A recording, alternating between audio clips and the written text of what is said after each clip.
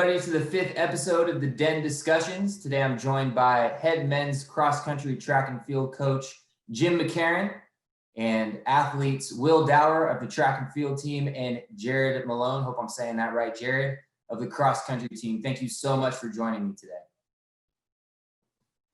And to start this off, a little plug for our sponsor, the Putt Cup. The Putt Cup helps improve your short game. That's a full-size coffee mug with a flat-edge surface. So after you enjoy a hot cup of joe, you could lay it on the ground, putt into. So enjoy a cup and sink a putt. And Jim, I know you're a golfer, so we're going to have to get you one of these cups and improve that short game. I'd love to have one of those cups, man. That looks great. In my household, everybody's home all the time, so I'm sure it'll get broken. But it'll be great to play with for a while. Well, it does look pretty cool. Go ahead. If you use code DEN10 when you order it, you'll get it 10% off, so they can send you multiple. Done. All right, guys, we'll jump right into it. Jim, we'll start with you. Why don't you introduce yourself and tell us a little bit about your time at RCC? Jim McCarron, head track and field and cross-country coach at RCC. I'm going into year number 15, which is really strange. Came from Long Beach, was a high school teacher, decided after 2.5 years of high school teaching, I wanted to get to the community college ranks.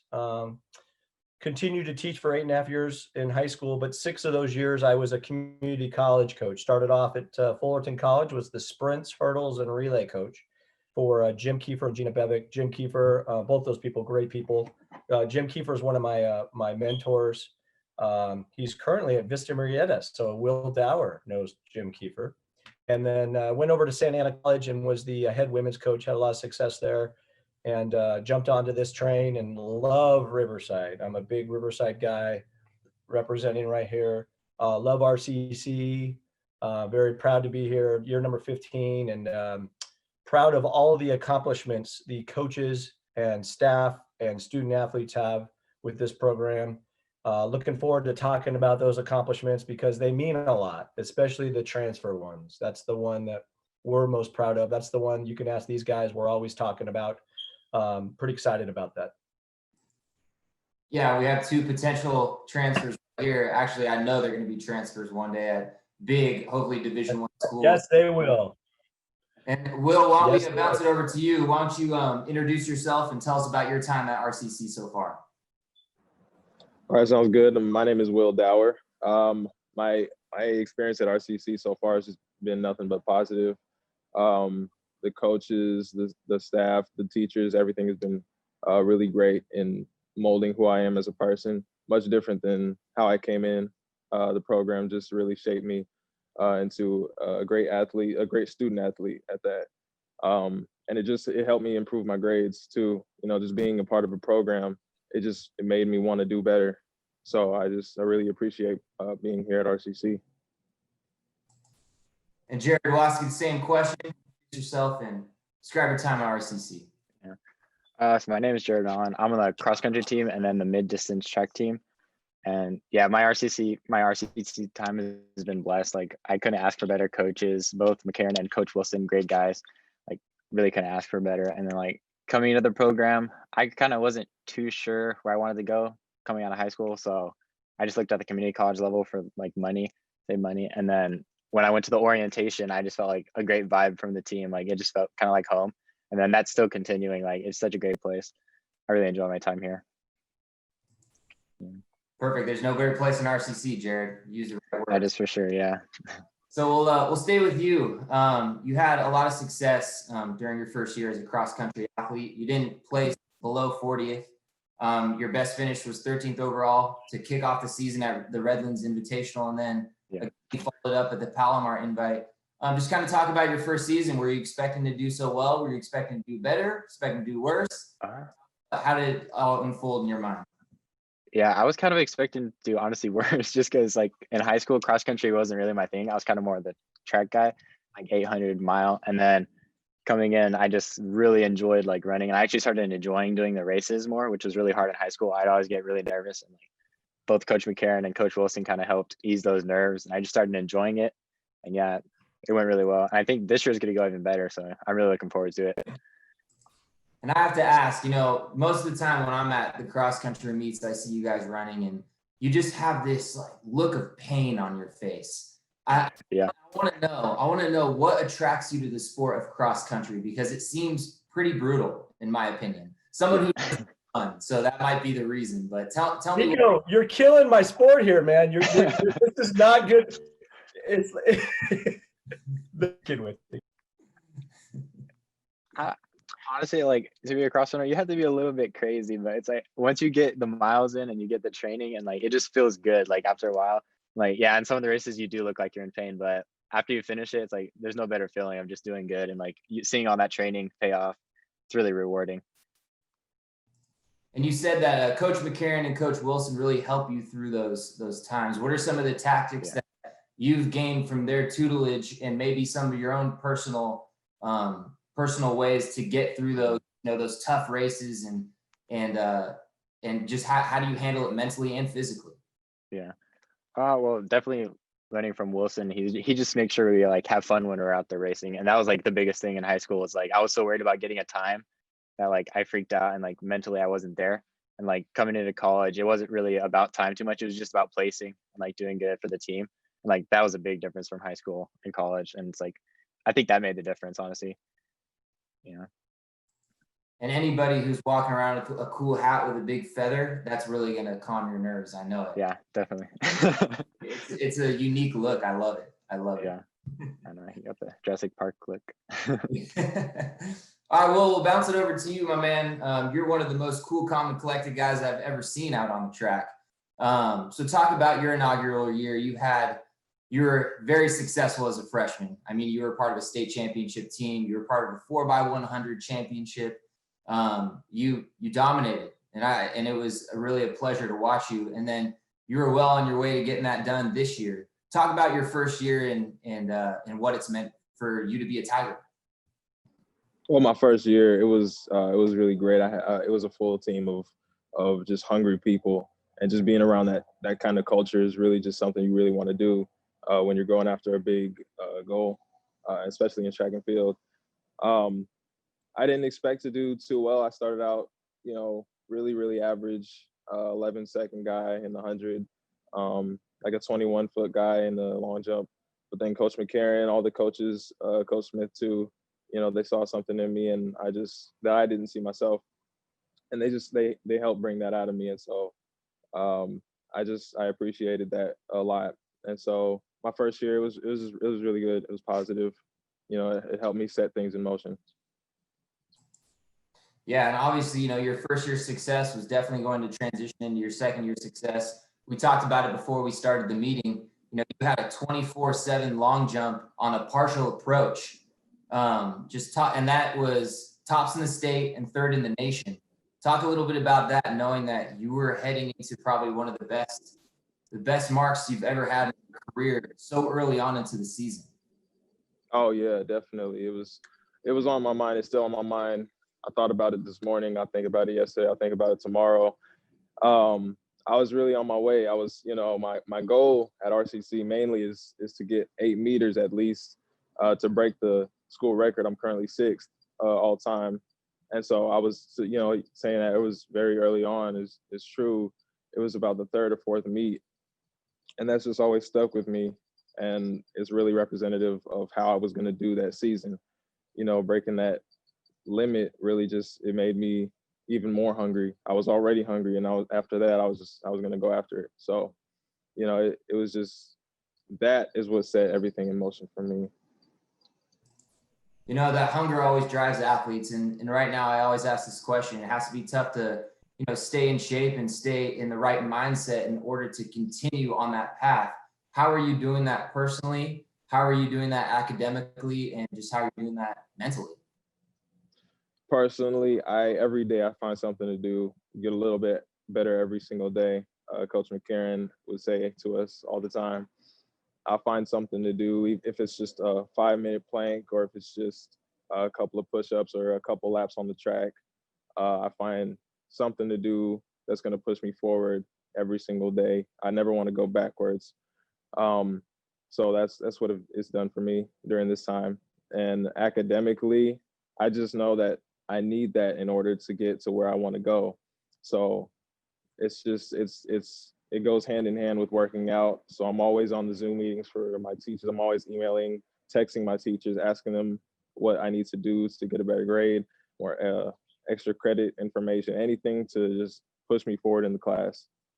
And mentally, I just got to keep reminding myself that everything is happening for a reason. And so, it's just pushing me to do better every single day. And Jared, I'm going to ask you the same question. Obviously, you're balancing a lot right now. How are you staying active, both academically and athletically? What are your strategies? So athletically, I'm just trying to stay in contact with it was actually an old RCC alumni from like the 2013 squad. And I've been running with him, so he's helped me a lot. I've just been training with him every day, sticking to the calendar that the coaches are giving us, and then just trying to do my best. It's been tough, but I'm making it work. And then academically, I'm just trying to stick with it. That's been really tough too. It's hard to keep motivation when it feels like I'm not really in school, but I'm making it work. Yeah. Well, you guys are doing a fantastic job. I know we were talking earlier, you guys are nearly 4.0 students, probably going to be over 4.0 soon. And, it's great to see athletes that really care about academics. And Coach McCarron, I know that you really harp on academics because, playing isn't going to take you, to the next level, for most athletes. And you look at your rosters in the past and you've had kids transfer to schools like UCLA, UCSB, Cal State Long Beach, University of Arizona, Arizona State. Talk a little bit about that. How do you find these athletes that are so gifted on the court, on the track and in the classroom? Good question. Before I answer that, I want to point out something about these two young men that's just awesome. They're not just student athletes. They're also involved in the college in many other aspects. I'd like them to share with you. Will and Jared, tell us how else you're involved. What are the committees you're on and how you're giving back to the Tigers? Why don't we start with you, Will? So I've been a part of the President Student Advisor Committee that just brings in fundraising, and I've been a part of several things for the campus just to help motivate the student athletes and mentor them. And Jared, how about you? I've been involved in too much. I'm just trying to right now I'm just working to try to keep the team motivated. I'm kind of acting as the captain role, I would say. I'm just trying to keep their heads in the right space. So we've been trying to get some meetings together recently on the weekends just to keep their morale up. Hey, that's a full job in itself, my man, and you're doing a great job at it. So thank you. Where are you finding these fantastic kids? How do you do it? How do you do it year after year? The secret sauce is very simple. When I came in 15 years ago, it was two things that really made a difference. Number one was building the community ties, because this was mainly an out-of-state international program. And a lot of the success that before was from recruiting out of state in other countries. I was hired to change that. I did a community program. I reached out to the community. We have incredible coaches in the track and cross country community in the Inland Empire, San Bernardino area, desert area. Our recruiting area is hot. And building those relationships and building on what those coaches have already done, which is amazing. And we just keep building on that. And we look for the great athletes, but we also look for the diamonds in the rough. You're looking at two diamonds in the rough right here. Will Dower, 21 feet. He's jumping 24/7 after 1 year. That's what you call a diamond in the rough. He went from a guy that didn't make CIF to a guy that is number one in the state right now, is going to get a full ride to almost any university that he wants to do if he keeps those grades up, right, Will? Right? Okay. Jared Mallon, great example. This young man, total diamond in the rough. He is going to watch him in the middle distances. He's going to be great. 4.0 GPA. We look for the diamonds in the rough. We look for the guys that, those high school coaches, they reach out to us and they say, hey, coach, I've got this guy. He's pretty good. He's not going to go to university. If he does, it's a low-level university. You might want to look into him. And the second thing is the coaching staff. we have an amazing coaching staff from Damian Smith, Nick Robinson, Mike Wilson, CJ, Coach Segura. They're, when I say, hey, there's this hurdler, I need you to go get him. He's a diamond in the rough. One of the coaches will go, Coach Segura or whoever it is, they'll go get him. And then it doesn't stop there. I call. So we have that double whammy. And those relationships are huge. They pay off dividends. The thing is, large teams, the guys before me that were head coaches, they had 10, 15 guys on their team, which I couldn't imagine it. And we have 100. We usually average between 80 to 100 guys. And that big group, I'm taking the guys who are the worst on the team and the best, and we're giving them the same treatment. And they're, you think about 8 state titles in 11, 12 years now, they're having good experiences. So they're going back to their high schools, telling them, hey, come to RCC. We've got over 300 transfers in 11 years with scholarships. We've currently got 5 guys on scholarship at Cal State Long Beach. It's a vibrant program. It's excited. All the coaches have the excitement. If you could tell, I'm excitable. I'm like this every day. Wouldn't you agree, gentlemen? And I care. I want the most. And all the coaches that we hire, Coach Smith and I, the coaches that we hire, have to have that same excitement. It's not about us. It's about the student athletes. It's about their academic progress, because you're not going anywhere unless you're getting it done in the classroom. It's about coming to practice and wanting it. So we don't get hyped, we don't hype them up like crazy the first 2, 3, 4 months. What we do is we have a program where we know our sports science. We use our sports psychology, which I love, and I teach here at RCC. I'm a professor of it. And we use those things, and we build it up. We build up the drive, the motivation. We peak our athletes. If you look at our records of winning state, our athletes do their best when it counts. And I think the student athletes coming from high school see that, and they want to be a part of it. And they know that, hey, that's a program that's transferred over 300 guys in the last 11, 12 years. This is something we want to be a part of. So that's basically how we do it. And you said something really interesting. You get the rough, and you get them a part of your program, and then they eventually become, like a Will Dower and a Jared Mallon. How do you talk us about that? Talk us through that process a little bit without giving away too many secrets. You find that diamond in the rough, you get them to RCC. What are the next steps for those student athletes? That's a great question, and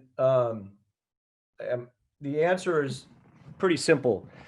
Is you look at a guy like Will Dower and you say, okay, he's 11 flat. So a lot of people will look down on an 11 flat sprinter, whereas we'll look at an 11 flat sprinter and we'll get excited and we'll say, hey, this guy is 11 flat sprinter. Coach Smith is an amazing sprint coach. He's going to be 10.6, 10.5 by the time he's done here, maybe better. And all of our coaches can do that. They can take a young man and peak that student athlete to a level where they're open for a Division I, Division II scholarship. We also have a lot of young men that they're not that great. They don't excel as much, but they do get a lot better, and they're going to NAIAs or Division IIIs. So a scholarship is a scholarship. And the way we do is we say, okay, Will Dower, 11 flat. Okay, what are we going to do with Will? Hey, let's focus on long jump with him a little bit. He's got some speed. He did a little long jump in high school. He had a great long jump coach in high school. We're going to put a little bit more focus on that, and we'll put him on our relay, and then we got Coach CJ, a fellow Bruin, and he's doing a great job over there with Will. And he takes Will and he starts working him from the bottom up, starts all over, uses what he learned at Vista Marietta, Coach, and just builds on it. And just to be, very specific, a guy like Will and a guy like Jared, we don't look at them and say, oh, they were mediocre. We look at them as they're going to be great. And then we put the work in and the dedication and we practice schedule, get them with the right grouping, and then they take off. And they have to buy in, Nico. You have to buy in our program. If you don't buy in, it's not you won't last. So if you buy into what we're doing, which is success, which is academic success, which is athletic success, and following our weight training, our core work, you're following the practice plan, you're going to be successful in this program. And we have such great resources like Lauren and Jackie, and that if academically they start to fall, they can get help. We have great resources on campus with tutoring. We just have the ability academically, because if you're not doing well academically, you're not going to do well athletically. And this isn't a program where you're just going to come in and say, oh, I'm going to do track and that's it. Well, we know you're going to come in and do track or cross country. We know that may be spurring you and guiding you through college, but that's just not all you're going to be. You don't have to be a Jared Mallon 4.0, but we want you to strive to get good grades, because these scholarships get a little higher, a lot higher, once you go past that 3.0 threshold. So we really push that 3.0 threshold. We want to get there as a team. It's kind of hard as a team to get a 3.0 overall GPA with 100 guys, but we're going to get there. That's another goal I have, that we want to get, is getting 100 guys averaging a 3.0. And as an athletic department, we're at a 2.9, so we're almost there. That's exciting for us. So that's how we do it.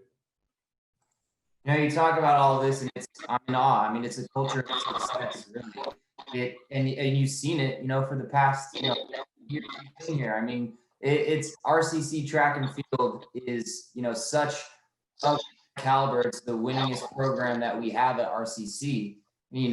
11 state championships, 8 in the last 11 years. 8 SoCal regional championships, 25 conference championships. And then you have so much individual success. I mean, obviously with these two, and then you have, the likes of Antonio Mitchell, Alec Jones, Jake Woods, Jamal Palmer, Alec Hall, Jordan Davis, and they all transferred to these fantastic universities. How does that make you feel as a coach when they get in here, they do what they have to do, they're successful, they move on, and then they represent RCC the way it should be? How does that make you feel as a coach? Well, I have a 3-tier layer system, a 3-layered system. And for when I come in, I'll tell you my philosophy in a second, but my goals and my priorities in regards to this part of my job, because I'm also a professor, but this part of my job as a head track coach, my number one goal is to provide for my family. That is by far number one. I need to make sure that I'm providing for them. My student athletes know that. Families first. They know that, I accept that with them. It's a great thing that we have in our program. Number two is to get scholarships, to get these young men scholarships, to get them what I had, what our staff had, so that they can get to that level and they can have an opportunity to get paid to run in a circle in their underwear, or to jump in a sand pit. If you break it down, that's really what they're doing, is they're working hard to get paid, to get a scholarship at the next level. So that's the second biggest thing, and it's huge. It's more important than winning. And for us, the third is winning, and I have no shame in that. We love to win, and it frustrates me when coaches say, "Well, it's not about winning." Well, it is, because the winning builds success. It makes people want to come, whether you say it enough or not, or you don't believe in that. It is a very key component. And when you have those three things, when I have those three things as my guiding light, it all turns out good. You know what I mean? So I keep things simple in my life. I work hard. I come in every day. I care. I love my job I teach my guys, get a job that you love. I love what I do. And then I follow this simple philosophy, Nico. My philosophy is this: I treat these young men and women that I coach the same way I would treat my own daughters if they were on my team. So they get the same treatment as if my daughters I was coaching them. And I tell them that from day one. You're going to get what I would give my own child. And if that means I'm hollering at you a little bit, well, I would do that to my daughters. If that means that I'm giving you a high five and a hug, that's what I would do to my daughters. If that means that if I call you a knucklehead because you're not sticking to the workouts, right? That's what I would do to my daughters. I know that sounds weird, but that philosophy has guided me for 25 years in athletics and 15 years here at RCC. It's been awesome. And then the next one, I hope I see a smile from their faces, is you've got to get a little better every day. Don't try to get a lot better. Try to get a little better, because if you try to get a lot better, you're going to get frustrated, right? If you run 11 flat and you say, I want to run 10-1, it ain't going to happen. You've got to say, I want to run 10-98. And then you say, oh, I broke that 11 barrier. Now I'm going to go for 10-91. And you make small improvements. You know, Jared here was a 2 flat 800 meter runner. You know, first couple of races, he runs 158. Mohammed, you know him well, Nico. You helped out a lot with him, with him on the our website. He's a great young man. That guy was a 2 flat 800 meter runner. And in 1 year, he ran 153 and got second in state. He didn't even go to CIF. And he did it by getting a little better every day. And then all of a sudden he did that. And then the next day he improved 4 seconds. And then he got a little better, and then he improved 2 seconds. You know, he just got better and better. And those are our main 2 philosophies in our program that we really follow. Sounds like it's all about trusting the process and a family affair. And that's something you really find in a head coach or really in a program. And Jared and Will, I want to bounce this to you. How does it feel to be part of a program that is really family first? And, you know, no matter what, you know, obviously winning is very important, but, you know, it's all about how you're taken care of off of the track, off of the course. How does that make you feel? Jared, we'll start with you. Yeah, that's one of the biggest things that I love about RCC. It's like, that's one of the things I'm worried about when I'm transferring. I hope I can find that kind of like family feeling at a different school, because I really enjoy how it feels just being on this team. It is like a big family, and it's really nice. And how about you, Will? What does it mean to you that, you know, RCC track and field is more than just a program, but it's a family atmosphere? I love the culture that Coach McCarron has created here. I mean, it felt great. Like he was saying, just getting a little bit better every day. When I did break 10 or 11 finally, he was really excited. I looked over there and he was right by the clock and he said, "You broke 11." And so it felt good. And after that, I really started trusting the process even more, because I was like, yeah, this really works. If you just keep trusting it and trusting the coaches and follow the program and buy into it, it really works. So being a part of a family kind of team like that is something that you really need when you want to get successful. And you're following the right head coach. I mean, his accolades speak for himself. Jim, I want to get into your resume a little bit. If anybody pulls up his bio, you'll see a picture of him holding up a Pac-10 championship trophy with UCLA, and that's all where it started. And Jim, it's led to you being, and correct me if I miss anything because there's a lot to keep track of, but a 2-time OEC Male Coach of the Year, 2-time 3C2A Track and Field Coach of the Year. You're 8-time OEC Cross Country Coach of the Year, 13-time OEC Track and Field Coach of the Year, and you were inducted into the the Riverside Sports Hall of Fame Wall of Distinction in 2019.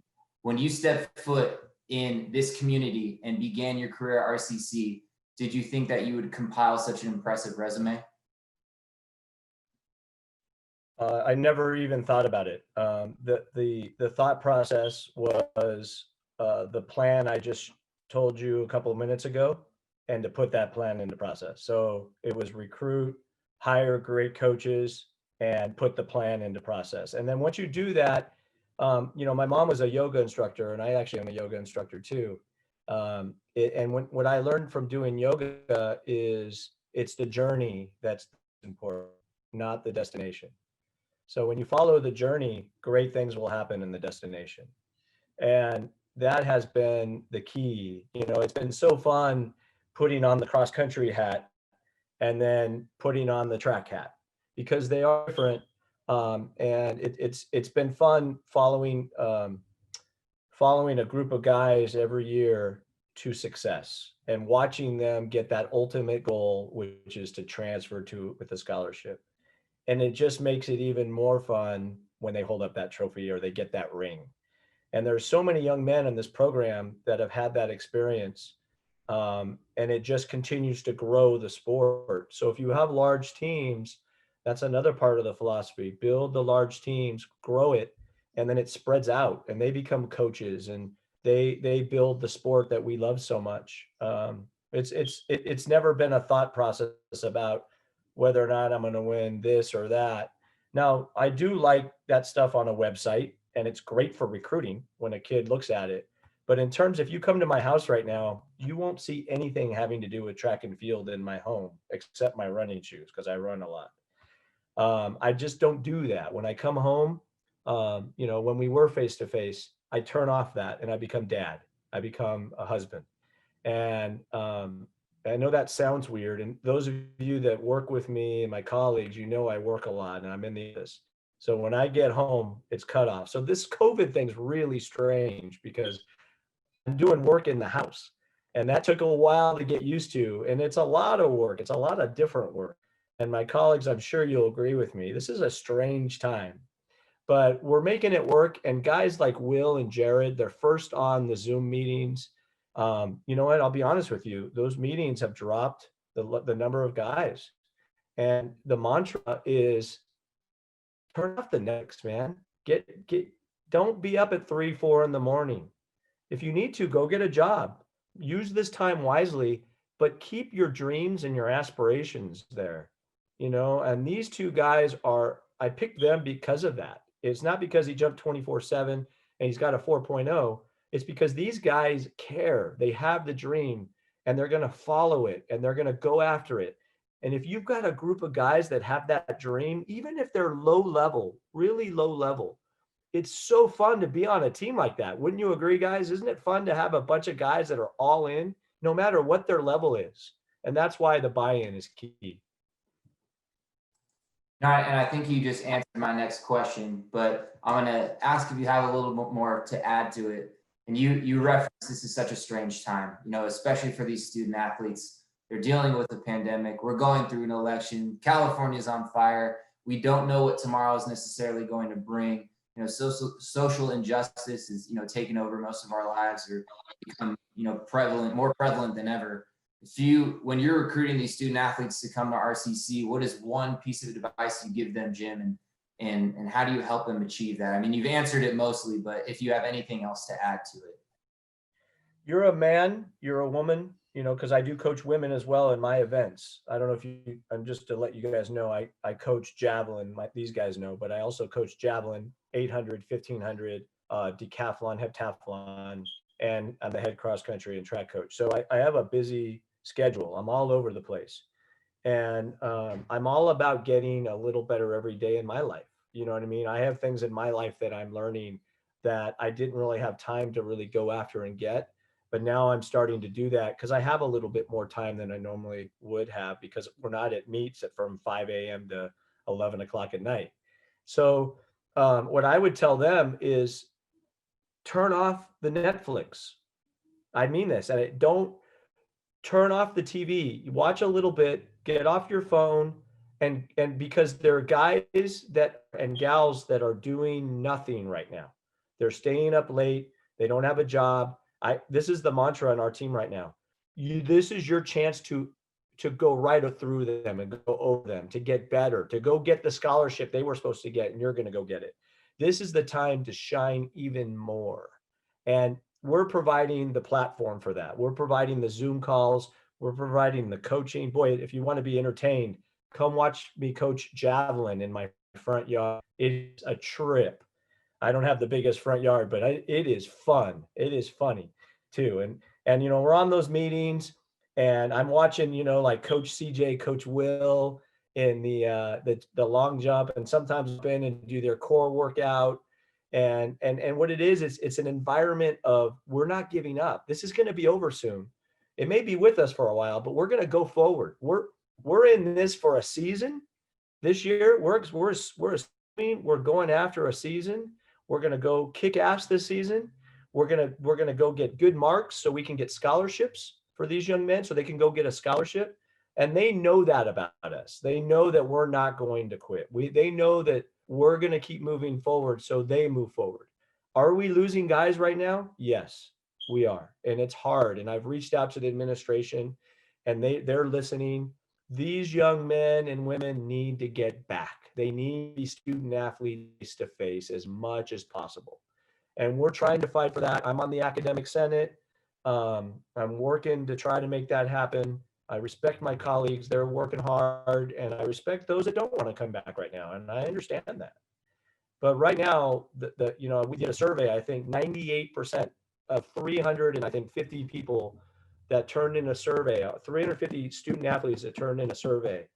This is just recently. This is hot off the press. 98 or 95% of them want to come back. That makes me excited. And they know that I want to be back, and we'll be safe when we do it. But we're teaching them, be ready when it happens. Be in shape, be focused, don't fall off. There's a lot of businesses right now, they're reinventing themselves because they can't go back to work because the governor has shut them down. So they're reinventing and they're getting better. You know what I mean?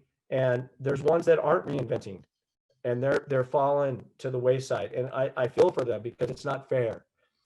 But we're teaching these guys lessons that don't be that person that falls to the wayside.